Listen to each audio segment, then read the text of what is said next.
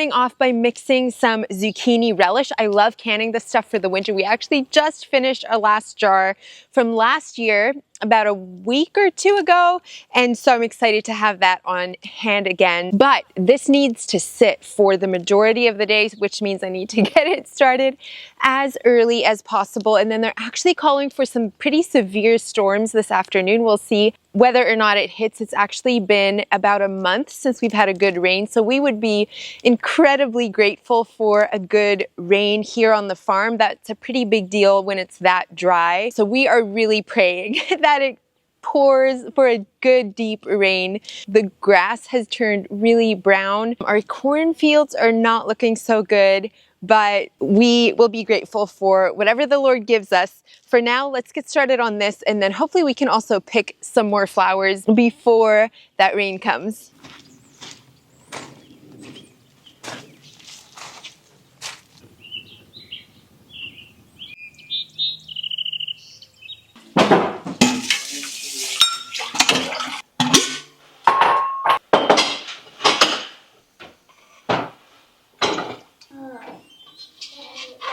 Is that milk for the tomato?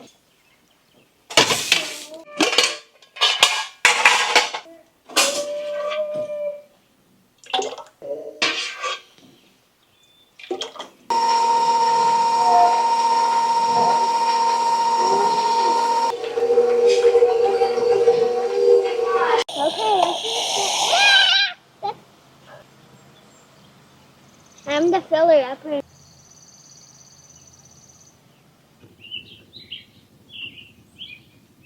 Whenever possible, I like to do my canning outside, keep all that mess out of the house, and it makes it so much easier to hose down. Plus, I have that outdoor burner and then my big canning pot, as we like to call it, when we're really getting serious about canning. I think that thing holds 80 some quarts, and so there's no reason to do it inside, especially when the weather is this nice too. So anyway, I think I'm going to do a pretty large recipe and just maybe get all my zucchini relish canned for the year, but I will do this with 6 large zucchinis.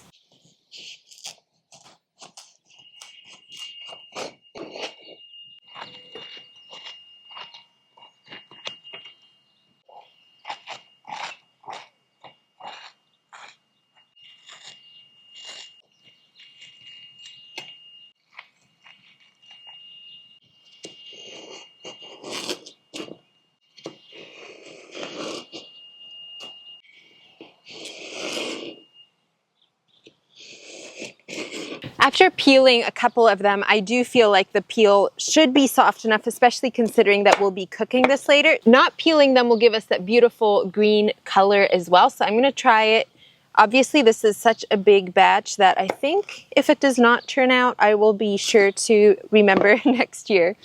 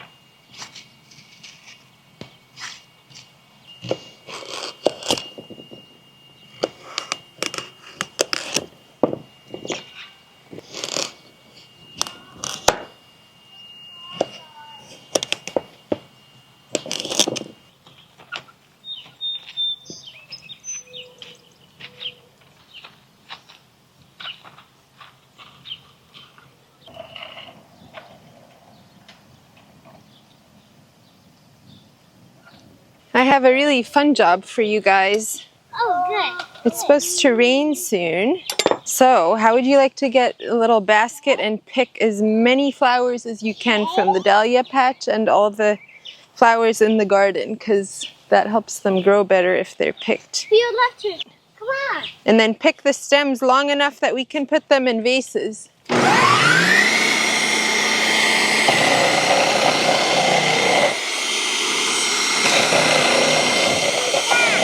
That's a food processor.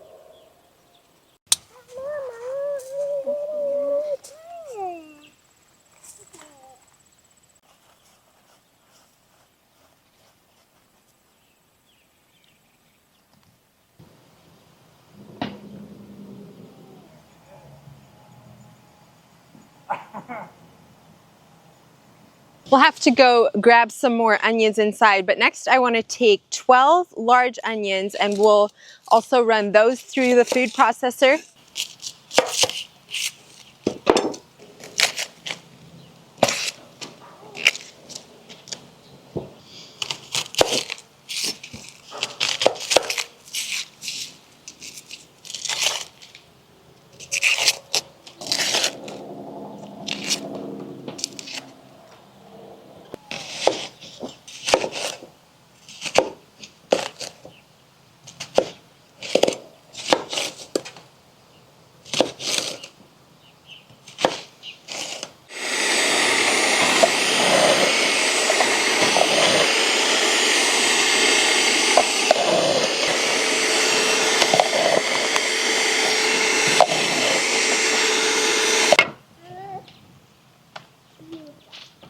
Well, that filled us up right to the tippy top of our bowl.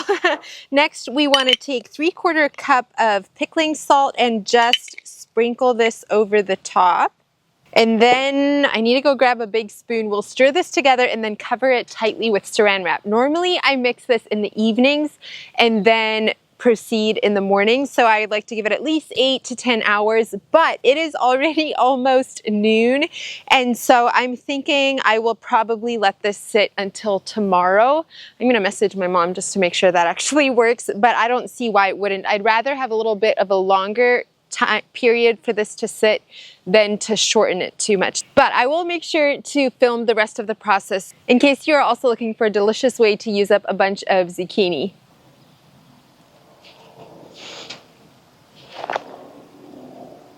Letting this mixture sit with the salt like this for an extended period of time really helps the liquid come out of the zucchini and the onions, giving you a much less watery relish in the end. So this relish is thick and delicious and flavorful, but it is not watery at all.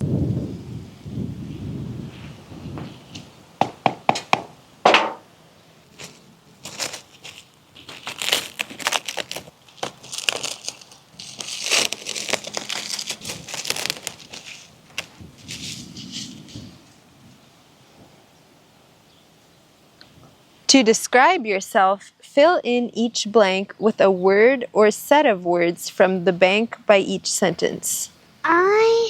So first read this. I like bananas. Okay, so which one says like?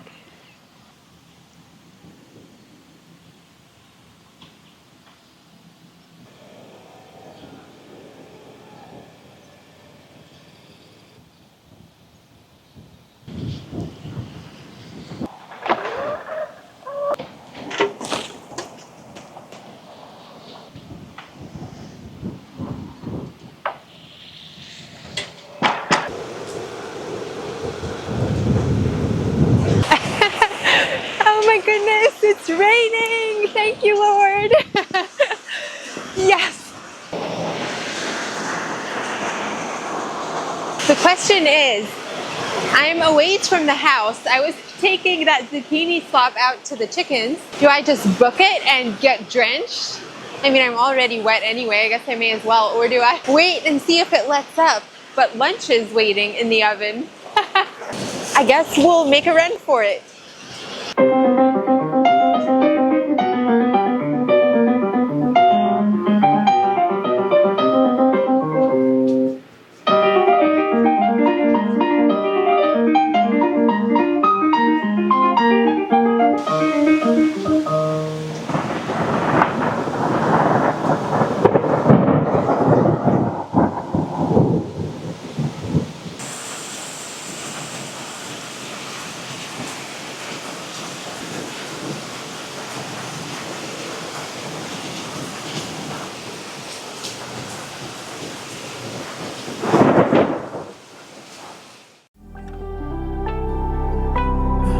Let your grace and mercy follow. Give me strength for my tomorrow. Shine on me. Shine your light on me. Yeah. Shine your light on me.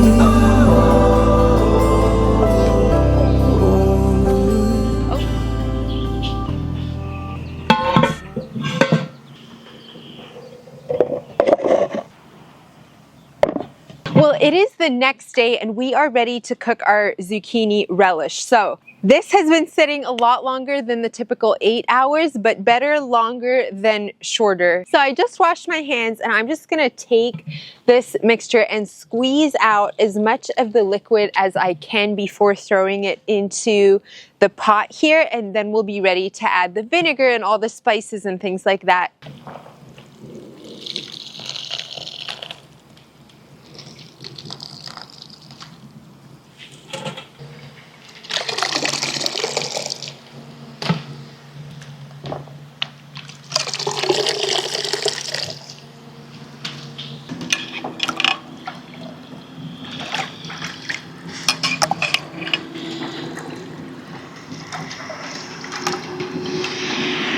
Then we're going to add 9 cups of white vinegar.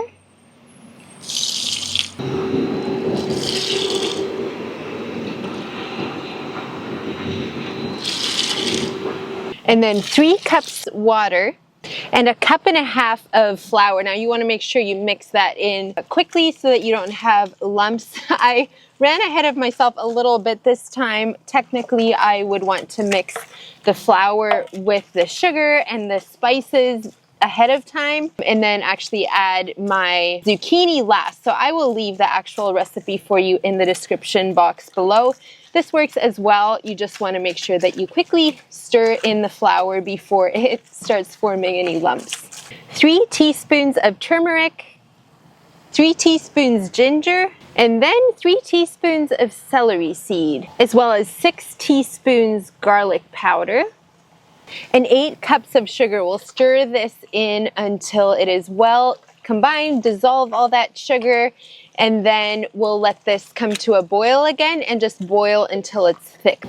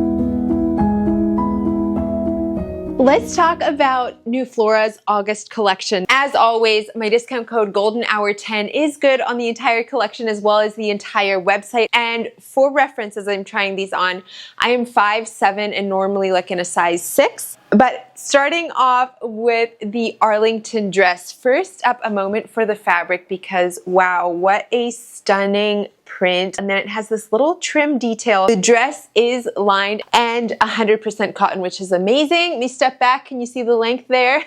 This is a very typical like midi length dress. It does have pockets, and then this drawstring on the waist is functional. So you can tighten this, you can wear it loose. This function also makes it bump friendly, and then it has a little snap up here, so also nursing friendly as well. The Lila sweater has so many beautiful details. First up, and the biggest eye catcher I feel like, is the sleeve. Is that not so feminine and beautiful? I really love that. It also has a really pretty design all throughout. Buttons obviously are functional. It has a fun little flounce that goes all the way around the back of it, and it's more lightweight, so I would say perfect as you transition into some cooler fall days. It is also 100% cotton, and I am wearing an extra small in this one. This blouse is one of my very favorite things in the entire collection. This is the veil blouse. It has so many beautiful little details in it, but the first one that caught my attention is the eyelet. And then obviously we have some smocking going on.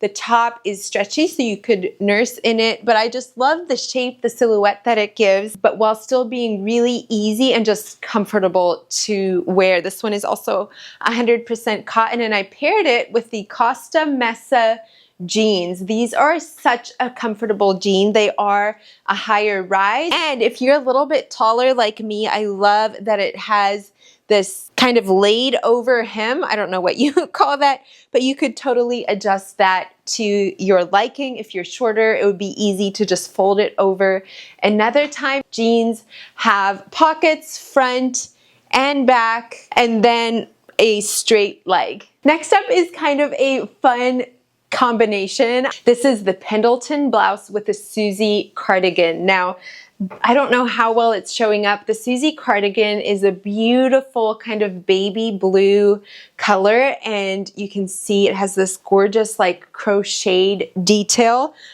with wooden buttons. And oh my goodness, I just love this. It's so, so pretty. It also has that little crocheted look around the cuffs. Pairing that with a Pendleton blouse, which this one has these brighter pink florals. And then while we're up here, what a beautiful little ruffle on the neckline. It does have a little bit puffed sleeves. And then my favorite part being, again, that beautiful ruffle with actually some lace on the trim as well. And then the last combination I want to show you is the Whitfield top with the Rhodes jacket. The Whitfield top is just so darling. I don't know, it's almost like a baby doll style, I feel like, but it has no seam across. It's just with how the pleats are done, which are so very pretty. It also is that eyelet detail. Love the ruffle sleeves. Love the shape of the neckline. Buttons are functioning. It is also 100% cotton. And then I paired that with the Rhodes jacket. I sized up to a medium in this one, thinking, you know, sometimes it's fun just to have a nice oversized jacket to throw on, especially in the autumn months. I love the length of the sleeves, which is a little bit long on me, but you can easily roll up the sleeve. This jacket is also 100% cotton, and the star of the show has got to be the scallops all along the front. Buttons are functioning, and it is too warm today for a jacket, that's for sure. But I hope that whether you're looking to buy some pieces yourself or just looking for some outfit inspo, that this was a fun little try on for you. We are getting so excited for all things school, and I know some of you have been asking what we're doing, and so I wanted to just put a little blurb of that in here. I need to bind my unit study here. So I pulled that out, and I want to kind of show you what I've gathered so far. We have already started math. The older kids are doing teaching textbooks, and then the younger ones, one of them is doing The Good and the Beautiful, the other one is doing Math with Confidence. So it's a little bit of a mix with that. And then we are so excited to at least start the year with unit studies. We'll see a little bit how that goes. I'm still kind of fine-tuning some of the things.